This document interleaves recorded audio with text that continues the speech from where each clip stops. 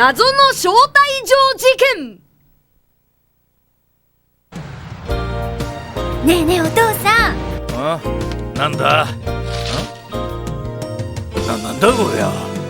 私たち宛てにこんなものが来てたんだけど。招待状、毛利小五郎蘭コナン様。この度子ども科学館をオープンしました。ぜひ遊びに来てください。ドクター A。 ドクター A？ なんだこりゃ。おじさん、ドクター A って知ってるの？ああ、知ってるわけねえだろ。でもねえ、面白そうだから行ってみない？ベケベケじ。蘭姉ちゃん、行ってみようよ。そうよね。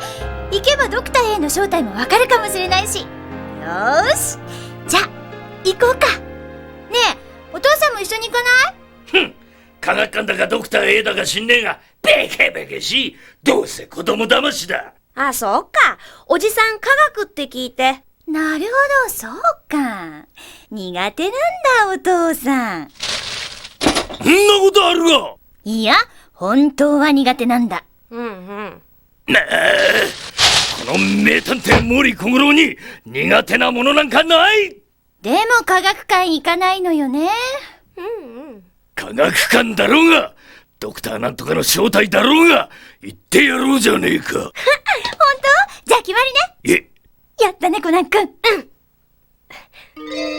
ドクター A、 一体誰が何のために？ずいぶん遠かねえか。そろそろ着くはずなんだけどな。その地図当てになんねえんじゃねえか、おい。あれじゃないの？あれだよ、きっと。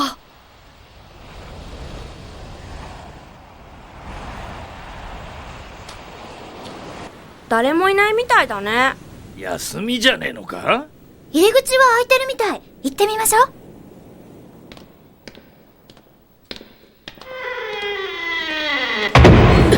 しまった、罠か。ようこそ子ども科学館へ。私はドクター A。 どこにいるんだ。姿見せろ。それは謎を解いてのお楽し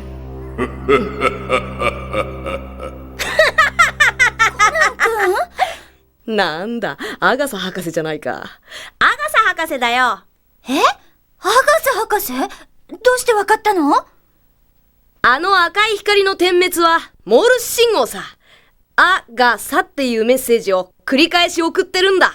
アガサを A 文字に置き換え、頭の文字を取ると A。つまりドクター A の正体はアガサ博士だ。さすがコナン君。よーくわかったね。アガサ博士。みんな驚かしてすまんすまん。実は子供たちが遊びながら科学を体験できる子供科学館を建ててみたんじゃ。そこで最初のお客として君たちを招待したかったんじゃよ。もう人騒がせなんだから。さあ、ドクター A の正体が分かったことだし、帰るぞランコナン。まあそう言わんで遊んでってくれ。さあこっちだこっち。なんだか面白そうね。1に3を加えると7になるもの。なんだかわかるかな？ヒントは光じゃ。この謎を解かないとこの部屋には入れんぞ。わかったよ。博士、プリズムだね。さてどうかな。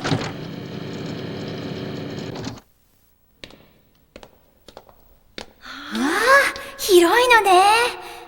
でもなんでプリズムが答えなの？答えを立体映像で見せてあげよう。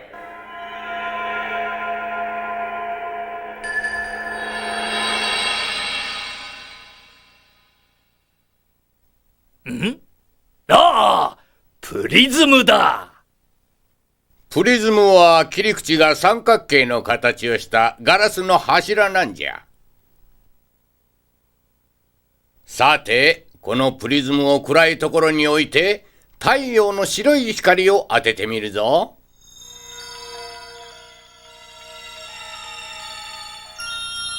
うわ、虹ができたわ。これが答えじゃ。つまり、白一色の光に三角のプリズムが加わって虹の七色ができる。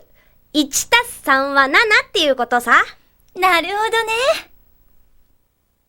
太陽の白い光は本当は赤や黄色、緑や青、七色どころか数えきれないぐらいたくさんの色が集まってできているんじゃ。プリズムで太陽の光を曲げてやると、それぞれの色に分かれて虹になるんじゃ。でも、なぜ色が分かれるのかしら。よーく見てごらん。青い色ほど大きく曲がり、赤い色ほど曲がりが小さい。色によって曲がる角度が違うんじゃな。さて、プリズムと同じ形をプラスチックの板を貼り合わせて作ってみたんじゃ。中は空っぽで、これに光を当てるとどうなるかな。なんだ、まっすぐに通り抜けてるじゃないか。ところがこれに水を入れると、おお、いや綺麗ではないが確かに虹ができた。水で虹を作ることができるのね。水にもプリズムと同じように光を曲げる働きがあるんじゃよ。あら、熱帯魚。かわいいわね。この熱帯魚が光の部屋となんか関係あるんすか？もちろんじゃ。はあ、ただの熱帯魚の入った金魚鉢じゃないですか。ほれ、こうしてよく窓の近くに置いてある金魚鉢に日が差し込むことがあるじゃろ。よく見るんじゃ。おお、虹！虹の中をお魚の影が泳いでるわ。ああ、そうか。太陽の光が金魚鉢の水に当たって虹ができたんだ。プリズムの形をしていなくても水は光を曲げることができるんじゃよ。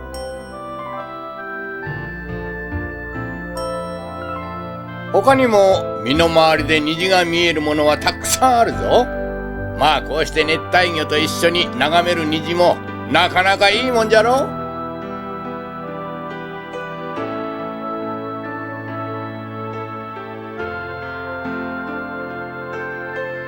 しかし虹といえばやっぱり空の虹だわな。なぜ空に虹ができるのかわかるかな？どこかに大きなプリズムがあるわけじゃないし。例えば雨が降った後は空気中にたくさんの水滴が浮かんでおるぞ。そうか、やっぱりプリズムがあるんだわ。太陽の光がこの水滴に当たると、一つ一つの水滴がプリズムと同じような働きをして虹ができるのね。その通りじゃ。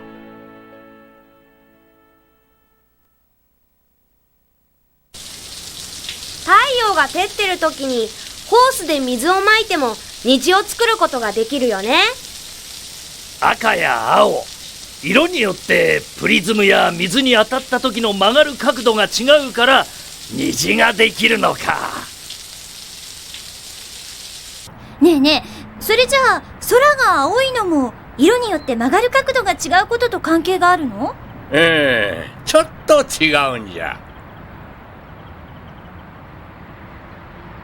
太陽から出た白い光は空気を通り抜けて我々の目に届いている。ところが空気中には目には見えないぐらい小さな塵がたくさん浮かんでいて、太陽の光はこの塵にぶつかりあちこちに散乱、つまり散らばってるんじゃ。この時特に青は散乱しやすいんじゃ。だから空が青く染まって見えるんじゃな。そして青が散乱して抜け落ちていった太陽の光は少し黄色みを帯びた色になる。だから空は青く、昼間の太陽はやや黄色っぽく見えるんだ。じゃあどうして朝日や夕日は赤いのかしら？昼間の太陽と違って朝日や夕日は地平線に近いところにある。これがヒントじゃ。朝日や夕日の光は空気を通り抜ける距離が長いんだ。その通り。太陽の白い光は空気中を通り抜ける間にどんどん青に近い色から散乱していって、黄色からオレンジ、そして最後には赤だけが残る。だから朝日や夕日は赤く見えるんじゃ。実際に青い空と赤い夕日を作って見せてあげよう。まず水槽を水でいっぱいにする。これが我々の周りにある空気の代わりになるんじゃ。水が空気の代わり？まあ見ててごらん。部屋を暗くしてこの水槽にライトで光を当てる。これは太陽の白い光の代わりじゃ。水槽の左から光が当たってる。水の中を光が通っているのが見えるかな？あ？暗くてはっきりと見えねえな。水の中を通り抜けた光が壁に当たって白く見えるじゃろ。これが普段見ている太陽になるんじゃ。でもなんだかおかしいわ。だって昼間の太陽でも真っ白には見えないでしょ。博士、この実験失敗したんじゃないんすか？実は水の中に足りないもんがあるんじゃ。何が足りないの？空気中の塵に当たるものじゃよ。今ライトは消してある。では塵の代わりに牛乳を少しだけ入れるぞ。そしてかき混ぜる。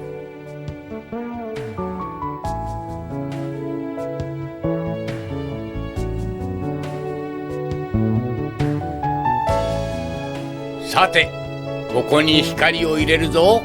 よーく見ててくれ。あ、水が青白く光った。どうじゃ。ライトをつける前と比べてごらん。光が牛乳の小さな粒に当たって青い色が散乱し、水が青白く染まったんだ。ということは水の中を通り抜けた光はどうなってるんだ？やっぱり赤くなってたわ。ほれ、ちゃんと青い空と赤い夕日ができたじゃろ。いやー、簡単に実験できるんすな。青い色ほど散乱しやすく、赤い色ほど散乱しにくい。だから綺麗な夕焼けを見ることができるんだ。ねえ、じゃあもし反対に青が散乱しにくくて赤が散乱しやすかったらどうなるのかしら。よーし、今見せてあげよう。ほら、青い夕日に赤い空じゃ。最後に変なもの見せるから目が変になっちゃったっすよ、アガサ博士。でさあこの部屋でまた綺麗なものを見せてあげよう。形の部屋？また謎があるわ。さてこれは何だかわかるかい？ヒントはレンズじゃ。レンズ 1×100 は1。1を100倍しても1。100倍にするレンズ。そうか！顕微鏡、それとも望遠鏡だ。一つのものを顕微鏡で100倍に拡大しても一つだもんね。うわー、綺麗ね。まるで宝石箱の中にいるみたい。これは宝石じゃないよ、結晶じゃよ。結晶？そうじゃ。今日は顕微鏡を使って家の中にある結晶を見てみよう。キラキラと光ってるわね。ガラス？それとも宝石？ラン姉ちゃん、これは宝石じゃないってば。でも一体何を拡大したんだ？塩じゃよ。塩？これがあの料理に使う塩なの？信じられんじゃろ。宝石が美しいのは人の手で削ったりして形を整えているからじゃ。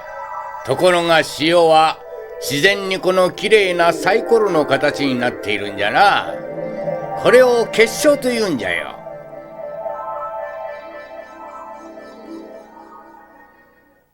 塩って小さなサイコロの形をした結晶の集まりだったのね。その通り。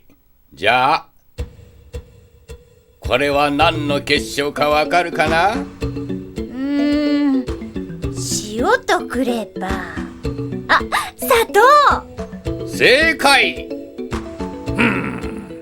言われてみれば塩とは違って何やら甘そうな形に見えるな。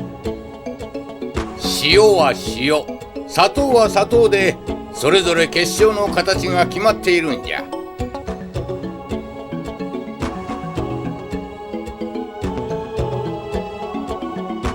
これは明晩の結晶じゃ。明晩ってお漬物の色をきれいにするのに使ったりするわよね。そうじゃ。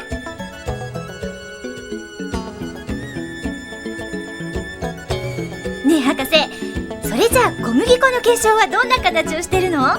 蘭姉ちゃん、小麦粉は小麦の実を細かく粉にしたもので、結晶の小さな粒が集まったもんじゃないよ。なんだ、そうなの。胡椒もそうなんじゃよ。いくら顕微鏡で拡大しても規則正しい形は見えないんじゃ。結晶は必ず規則正しい形を作るの？よし、それじゃあ明晩を使って実験してみよう。明晩をお湯の入ったビーカーの中で温めて溶かすんじゃ。顕微鏡で見てみるぞ。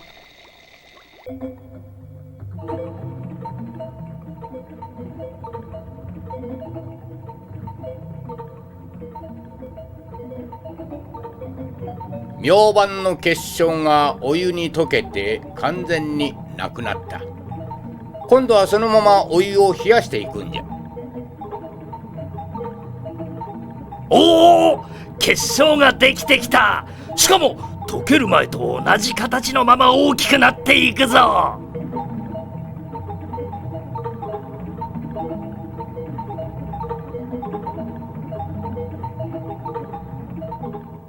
もっと大きな結晶を作ることもできるんじゃ。まずコップに明晩を溶かした水を入れる。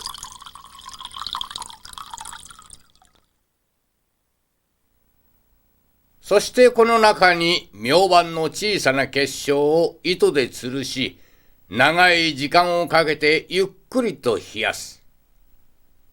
時間を縮めて観察すると、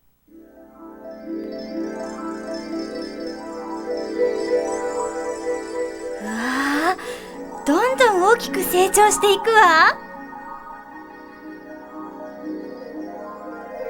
結晶を作るものは一度水に溶けても冷えて塊になるときは必ず自然に同じ形を作るんじゃよ。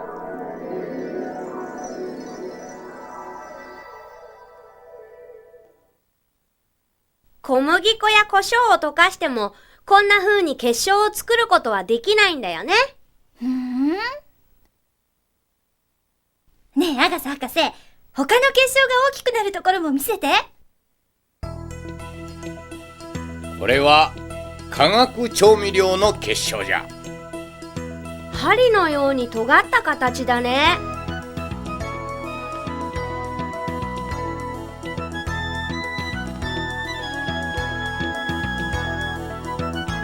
これはビタミン C。 レモンに多く含まれているやつですな。ジュースやガムなんかにも入ってるわよね。同じビタミン C の結晶でも素早く結晶させるとこんな風になるんじゃ。温度などの条件を変えるとこんな風にもなるんじゃ。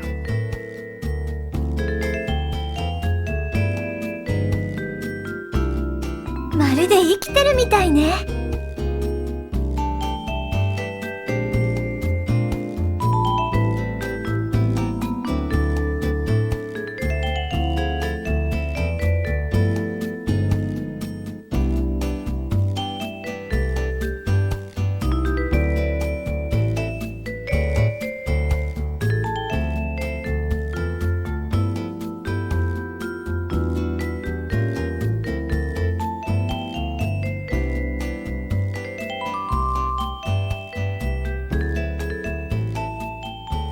ところで結晶を詳しく調べることでいろんなことがわかるんじゃよ。これは花崗岩という岩石じゃ。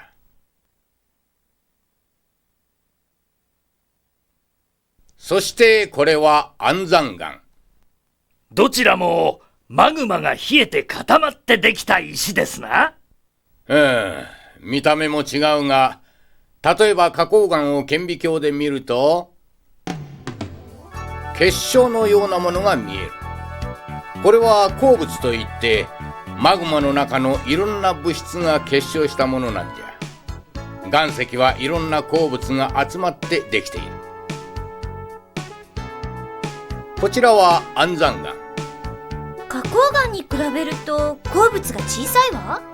安山岩は地面の近くでマグマが急激に冷えて結晶したから鉱物が小さいんだ。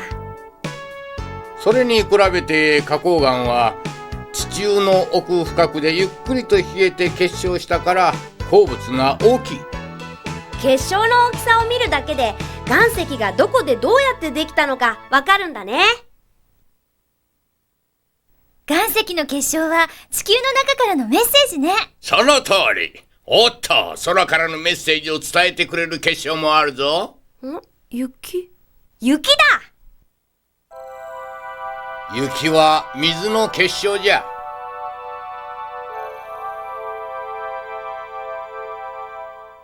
雪の結晶の形や大きさは温度や湿度で変化するんだよね。つまり空の上の天気の様子を伝えているってわけだな。これは樹脂状六花と呼ばれる雪の結晶じゃ。綺麗な形の結晶ね。そして角板。どちらも気温がマイナス15度ぐらいでできる雪の結晶で横に伸びる。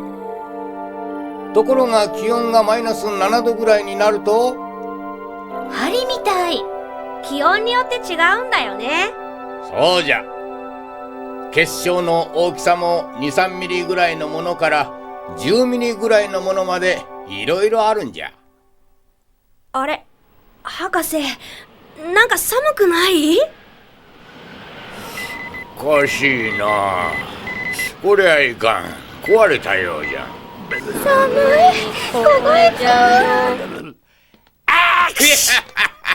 まだ出来たて科学館。小さいミスもある。小さいミス？おいおい、大きいんじゃねえか？あ？なんだありゃ。おお、そっちへ行っちゃいかん。なんじゃ。そこの部屋には音叉があるんじゃ。足音で音叉が鳴ったんだ。大きな音って体に響くのよね。というわけでここは音の部屋じゃ。これが普通の大きさの音叉じゃよ。U 字型の金属でできていて、叩くといい音が聞こえるわね。音叉から出ている音を見ることってできないのかしら。叩いた音叉を水の中に入れてみよう。おお、水が跳ねた。ということは、この水のように音叉の周りの空気も震えてるのね。音は空気を振動させながら伝わっていくエネルギーなんじゃ。ねえ、それじゃあ音が大きいっていうことは、空気の振動も強いっていうこと？そうなんじゃ。面白い実験を見せてあげよこれはステレオですな。う。音が出てくるところ、スピーカーをよーく見てほしいんじゃ。音に合わせてスピーカーが震えてるわ。スピーカーはこうやって振動することで音を出してるんじゃよ。しかしスピーカーってのはこんなにボヨンボヨン振動するんですな。太鼓やドラムを大きな音で流すと振動してるのがよくわかるんだよね。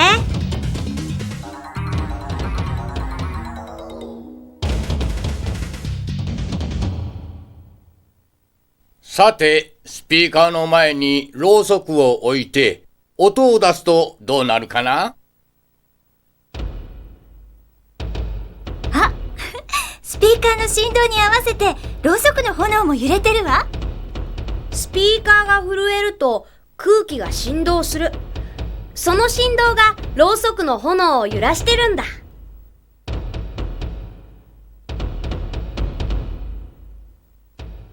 じゃあ、音をだんだん大きくしていくと、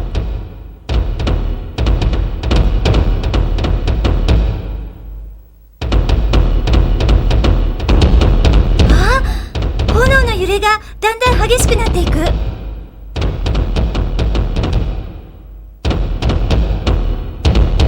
火が消えちゃった。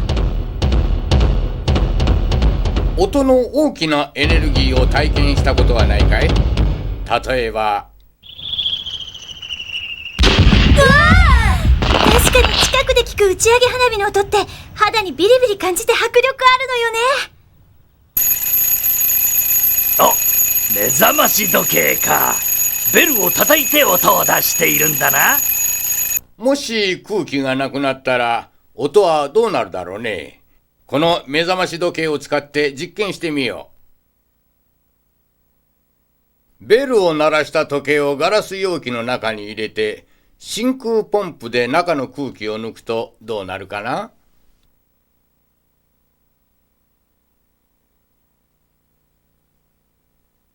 その前に時計と一緒に音を感じるセンサーを入れよう。このマイクに音が入ると、モーターが回転する仕組みになっているんじゃ。目覚まし時計が鳴ると、モーターが回転するじゃろ。そして音を止めると回転も止まる。ガラス容器の中にベルを鳴らした時計とセンサーを入れる。センサーのモーターは音を感じて回転しているじゃろ。それじゃ蓋をするよ。ベルの音は小さくなったけどちゃんと聞こえるわ。時計から出た音がガラスを振動させて伝わってくるんだ。では真空ポンプのスイッチを入れて空気を抜いていくぞ。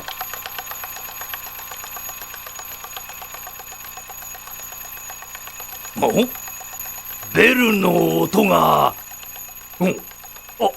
だんだん聞こえなくなってきた。あれ？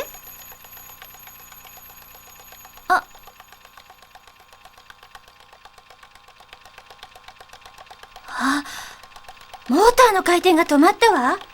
時計のベルは叩かれているままじゃ。振動を伝える空気がなくなったんだ。じゃあガラス容器の中に空気を戻してみよ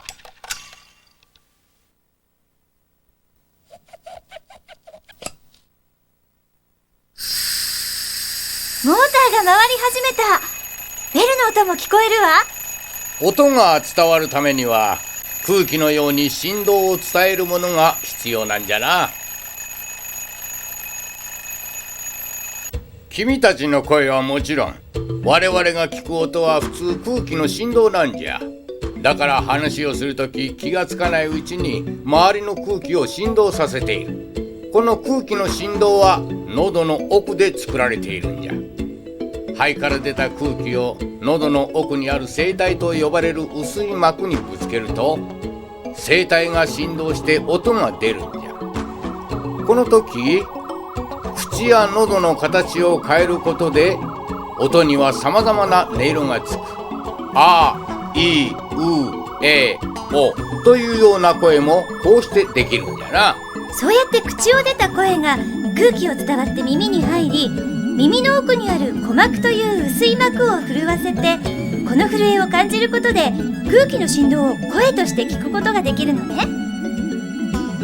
音を出したり音をキャッチするのは口や耳じゃなくて、その奥にある声帯や鼓膜なんだ。さてラン君、この山に向かって声を出してごらん。ヤッホーすごい、本物の山彦みたい。それじゃあ映画館ではどうかな。コナン君、声を出してごらん。やっほー。声が全然響かないわ。映画館では映画の中の声や音楽がそのまま耳に届くように余計な音を吸収する仕掛けが壁の中にあるんじゃ。グラスウールだね。へえ、これが壁の奥にあると音が響かないの？グラスウールってのはな、ガラスの繊維でできた綿のようなもんだ。そう、グラスウールには綿と同じようにたくさんの隙間があるんじゃ。これは映画館の壁の断面じゃ。音の振動はグラスウールの細かい隙間の中に入るとあちこちにぶつかって拡散して消えていく。つまり音のエネルギーがグラスウールに吸収されてしまうんじゃ。ところがもし壁がコンクリートのように隙間がなくて硬くしっかりしたものでできていると音の振動はほとんど吸収されずに反射する。つまり山彦も声が向かいの山に反射して戻ってくるから聞こえるんじゃ。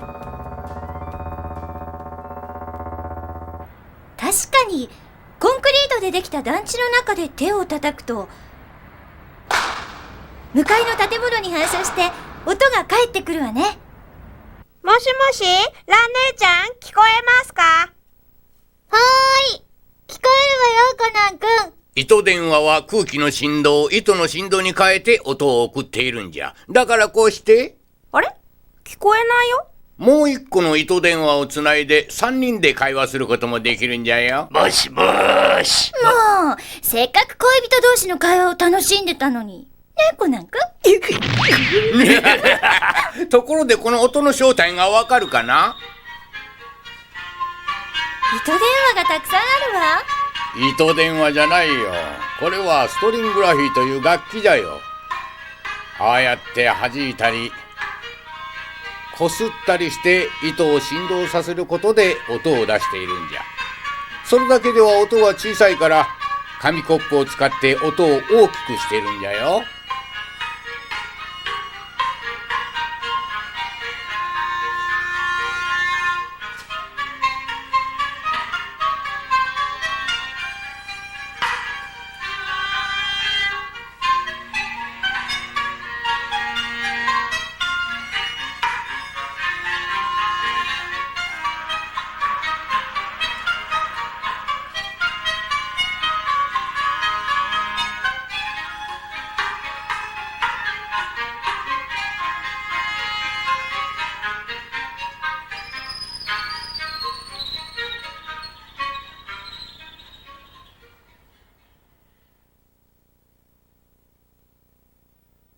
こちらがストリングラフィーを作った水島和恵さん。こんにちは。どうして糸を並べただけで楽器になるんですか？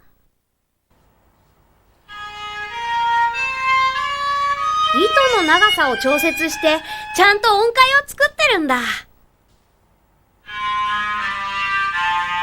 一番低い音を出す糸が一番長く、なんと12メートルもあるんじゃ。それでは一曲演奏していただけますかな？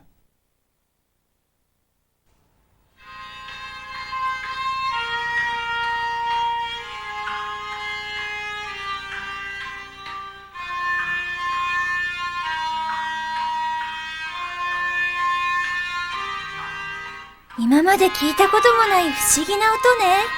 このストリングラフィーは音で心の病を治す音楽療法としても使われているんじゃ。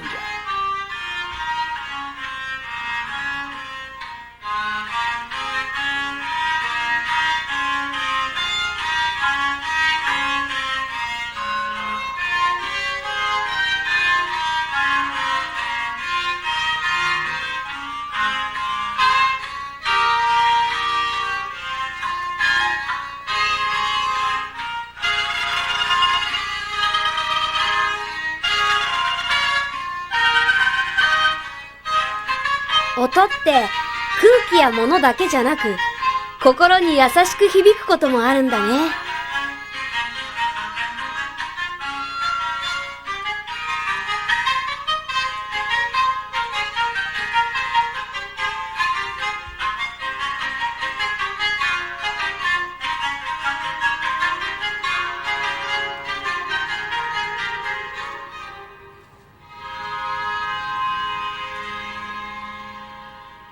綺麗な夕焼け。楽しい一日だったね。いやー、子供科学館とっても面白かったっすよ。ありがとう。早速他の子供たちにも招待状を出すとしよう。私たちっていろんな招待状をもらってたのね。いろんな招待状？綺麗な光の招待状、美しい結晶の招待状、そして心を和ましてくれる音の招待状。私たちがちょっと気がつけば、いつでも不思議で素敵な世界へ連れてってくれるんだもん。ラン姉ちゃん、たまにはいいこと言うね。あ、コナ君、たまにはってどういうこと？ごめんね。